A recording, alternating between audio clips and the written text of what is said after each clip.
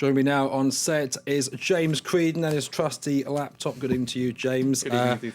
You're looking at media reaction today to this Franco-Turkish spat over the Armenian genocide. Massively divisive issue, and you can see that on Twitter, you can see it online. Politicians, even those who had to vote on the bill this morning, or even particularly those who had to vote on the bill this morning, clearly do not have the same opinion of it. This, to remind viewers, was a law to criminalise the denial of the Armenian Holocaust. Already back in 2001, France passed a law recognising the Armenian Holocaust. So the Turks are not particularly pleased with Paris. This is sort of taking it a little bit too far from their point of view.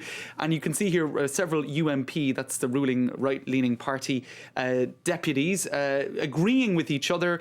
This guy is saying that François Bayrou, who called the text unreasonable and dangerous, is right. So that's somebody in the ruling party who doesn't agree with this measure.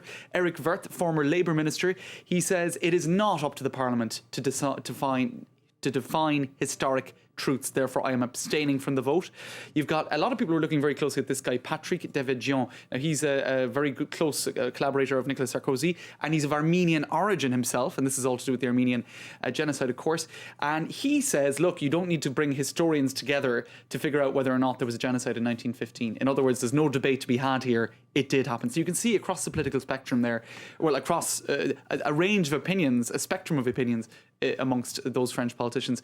Also, a lot of the French media are picking up on the Turkish front pages. You can see them here, which are very negative about this. This one says Sarkozy playing with fire. And what they've done here is they've got a cartoon on the front page of Sarkozy guillotining himself while giving the V for victory sign. In other words, he thinks that this might be a positive electioneering idea, but it's an own goal in terms of international relations. Okay, where are you taking us next, James? All right, very quick look at the White House. The White House Christmas card? Their Christmas card has got Fox News and Sarah Palin all riled up. Doesn't take much. It doesn't take much. You can see it here on screen.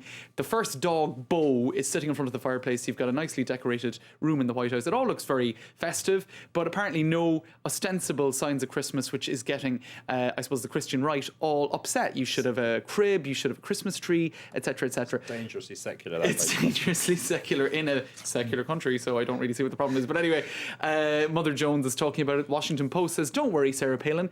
I fixed the Obama Christmas card. This is Alexandra Petri, and she did a little scribble job there, and she put Jesus sitting on a chair and a cross in the middle and an American football player. So all of the things that should appeal to, I suppose, the American right. There you go. So I'm not sure that's going to really calm them down.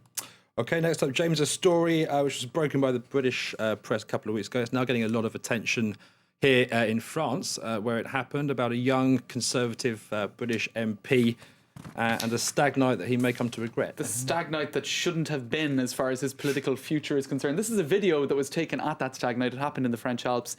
32-year-old Conservative MP. He wasn't dressed up as a Nazi himself, but he was in the company of friends who were. The whole issue turned on whether or not he had booked or paid for the outfits with his credit card. Initially, he said, look, I was just there. It had nothing to do with me. Then it emerged that the Conservative Party investigated a little bit further, and it looks like there might have been a trail going back to his bank account. So He's been stripped of his functions in the Conservative Party. He remains an MP. Very, very embarrassing for him. And it's all over the British press and the French press today as well. Nouvelle Observateur. The French have launched a preliminary investigation. That's why it's really bad news, because it's illegal to dress up as a Nazi in France. And so the local prosecutor's office has opened an investigation. SOS Racism is possibly going to lodge a complaint as well. And of course, it's all a reminder, if we can look on the front page of this front page from The Sun in 2005 of Harry the Nazi. I remember it well. That's right, but you can't be fired from the royal family. James Green, thanks very much for that look. And Media Watch, do stay tuned here on Live from Paris. More news coming up very shortly.